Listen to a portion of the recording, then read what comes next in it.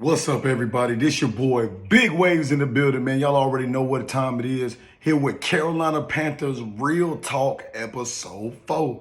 Carolina Panthers Real Talk Episode 4. Carolina Panthers Real Talk Episode 4. Y'all already know, man, what time it is. I'm here to bring that real Carolina Panther talk to you, live and direct.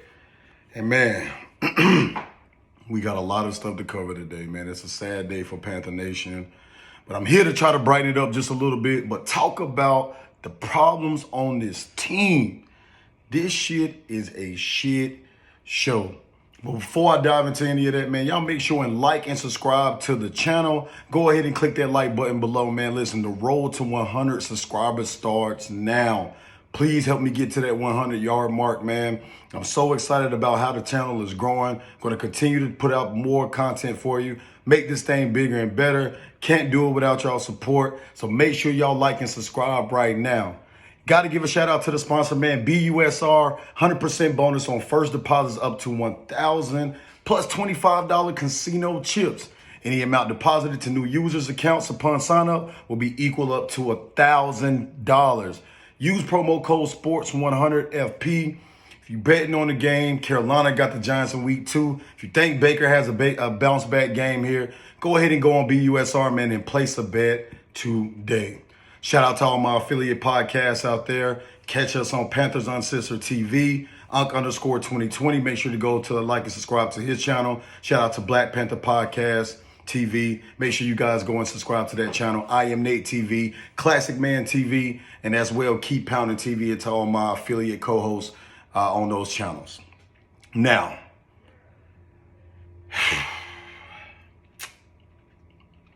Carolina Panthers lose the season opener against the Cleveland Browns, 26-24.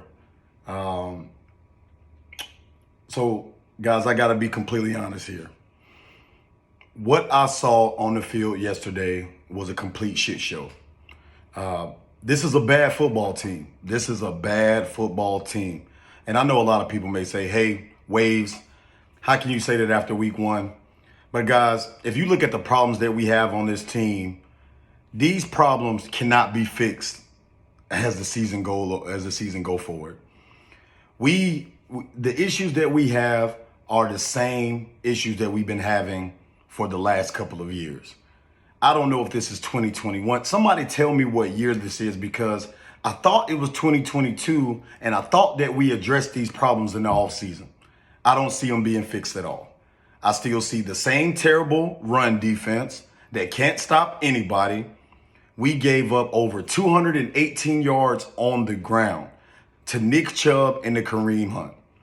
Nick Chubb alone had 147 yards on the actual ground. Kareem Hunt wasn't that too far behind. This front seven is terrible. The linebackers are horrible. The defensive tackle, Derek Brown, he's not the guy. I'm sorry, Derek Brown, if you listen to this. I love you, much respect, but you're not the guy, Derek Brown. You're not the guy. It's been 3 years, and you still cannot make an impact on the game. Waves, he's not a pass rusher. Waves, he's not this. Waves, he's not that. Listen, he's not the guy. We drafted him high. He has not delivered. All of those people that was high on Ioannidis, a non-factor in yesterday's game. Brian Burns. Listen, Brian Burns is not a every down pass rusher. He's an edge rusher. Edge rushers and pass rushers are two different things. Edge rushers rely on strength and speed. On speed and quickness to beat their defenders. They don't use a lot of technique. It's speed, athleticism to try to bend the edge. Nothing wrong with that, right? But a true defensive end, they rely on power, technique to beat double teams. Brian Burns cannot do that. Guys, we only had 1 sack in the game yesterday, and that came from a blitz with a middle linebacker. Damian Wilson, blitz straight up the middle, made the sack. We did not get any sacks or pressure from our defensive line. I don't get it. How bad did they play yesterday? All those people that were high on Gross Matos and Haynes and Henderson, all of these guys, they're bums. They're not good football players. They were non-factors all day. This team literally ran the ball all game. 39 attempts on the ground, and we still could not stop it. One-dimensional football team. We know that they were going to run the ball. We knew that they were going to give the ball to Nick Chubb, and we still could not stop it. The front seven is absolutely horrendous, guys. And that's not something that's going to get better. Shaq Thompson, a non-factor in the game. All of these players in the front seven were non-factors in the game. Absolutely unbelievable. And let's move back to the secondary a little bit here, right? Because that's supposed to be the strength of the team, right? Well, let's talk about D-Jack. D-Jack is getting burnt by Donovan Peoples-Jones. All game long was getting ate up by Donovan Peoples-Jones. The number 2 receiver, a nobody, tearing D-Jack's ass up, lighting his ass up like a New York Christmas tree, getting burnt. J.C. Horn, I'm not going to be too hard on you because this is technically your first game back. In my eyes, you're still a rookie because you now only have 4 real-life action games underneath your belt. We all know that he had got injured in week 3 of the regular season last year. But he didn't have a good game either. Granted, he didn't allow a lot of yards to Amari Cooper, but if you go back and look at the tape, he held on every single play. He got called for 2 holding calls. The rest of the calls, the refs didn't just see it. He was holding on every single play. And now, let's talk about the bonehead play. C.J. Henderson, the guy that had the best training camp, the guy that was supposed to take the step this year. He was the MVP of training camp. He does one of the most boneheaded, dumbass plays that you can do when the ball is getting thrown up into the end zone. He hooks the wide receiver instead of turning his head around. If he turns his head around, that's an interception. But no, he gets a defensive pass interference call, and we give them the ball at the 1. That's the difference in the game. Boneheaded mistake in this secondary.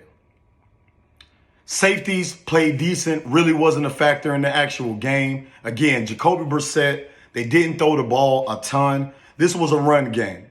Listen, if my team is giving up 5.6 yards per carry and I'm running against a defense, I'm going to run the shit out of the ball too. I'm not going to throw it. They can't stop the run. The very first play of the game, we gave up 10 yards the very first play of the game. Embarrassing. The same problem as last year. Phil Snow's defense cannot stop the run. They can't.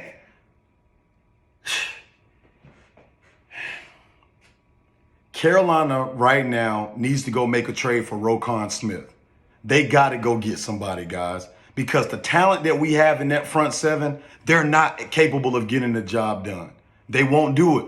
They can't do it.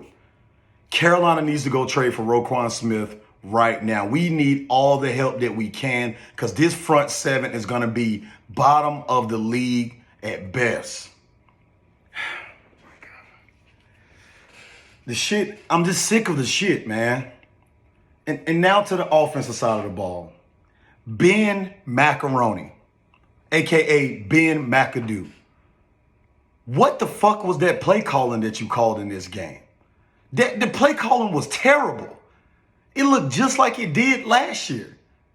What was that? You're calling screens? What are you calling out there on the field? None of that play calling in the whole first half did anything. Why is it that Christian McCaffrey only had 10 attempts? You got to give him the ball. The play calling was absolutely horrendous in this football game. But everybody said, and they called Big Waves crazy, Ben McAdoo is an experienced play caller. He's going to bring a veteranship type of play calling to this staff and make this offense 10 times better with all of these weapons. I didn't see it. Where was it at? I didn't see it. If this is what he's bringing to this offense, we are in for a long fucking season. This offense is going to be bottom of the NFL. Bottom. Baker Mayfield, this is supposed to be your revenge game. You struggled for 3 quarters. The offense didn't get going till late in the game. Muffin snaps. The interception that he overthrew Shi Smith was one of the worst passes I've ever seen in my life. Baker Mayfield is not the guy. Everybody hyping him up because he's a little bit better than Sam Darnold. That's it. Just a little. He's not a major upgrade. He's not a major upgrade. He did not uplift his team into a win. Yeah, he made some plays late to bring us back in the football game. But if you look at the throws, Robbie Anderson was wide open. It was blown coverage. I could have made that throw. Ian Thomas, the throw he made to Ian Thomas, wide open. I could have made that throw.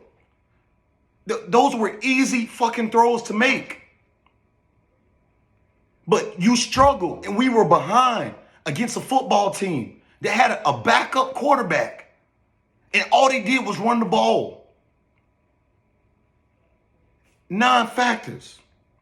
Ikwanu, just as I called it, he got ate alive by Myles Garrett. Ikwanu is going to struggle against premier pass rushers all season. He can't pass protect. Pat Eflin struggled.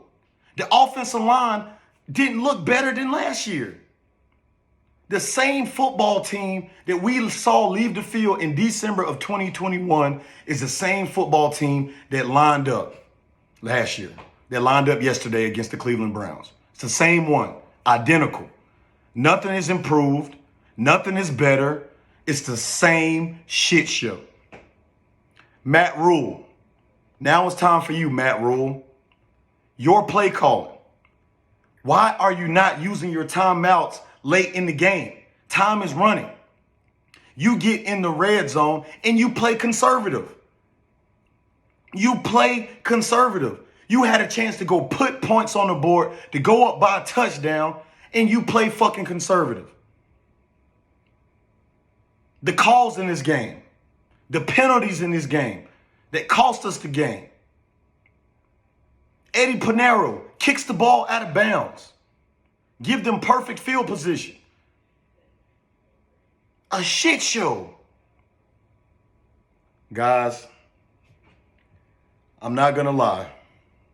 This team is going to struggle this year. They're going to struggle. They're going to struggle because I feel like the problems that we have can't be fixed.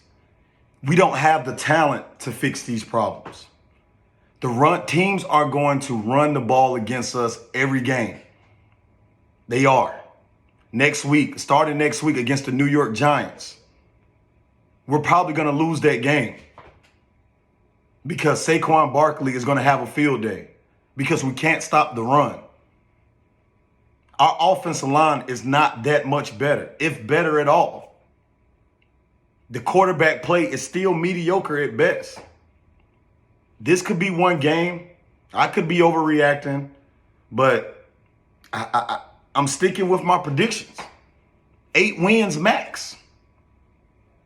And if we lose next week to the New York Giants, if you was watching the game and you see that camera that was on David Tepper, he is sick of the shit. Big Waves is sick of the shit. I'm tired of losing. We have not won a home game in a year, a calendar year. We have not won a home game.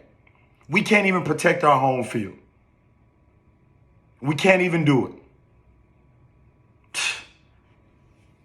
I go hard for this team because I care about this team.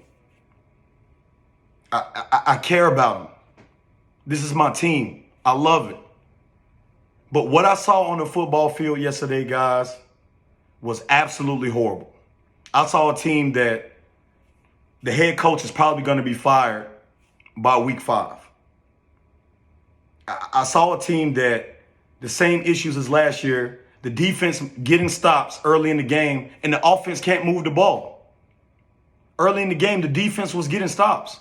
And on the first 4 drives, the offense didn't do anything. You have to worry about this. You can't be so much of a Panther fan that this does not bother you. Y'all tell me what y'all think. Am I overreacting? Is it too soon for me to start feeling this way? But guys, I think that this is going to be an ugly year. I really do. I think that this is going to be an ugly season for Carolina. I really do. I can see Matt Rule. I can see Phil Snow may potentially being gone if this run defense doesn't get fixed. This offensive line play. I wasn't impressed with no phases of the game yesterday. From play calling to play on the field. Y'all let me know in the comments below, man. Am I overreacting? Drop a comment below, man. Make sure y'all like and subscribe to the channel. Guys, no matter what, man, life is just a wave. I'm getting the fuck out of here. Y'all subscribe. Later.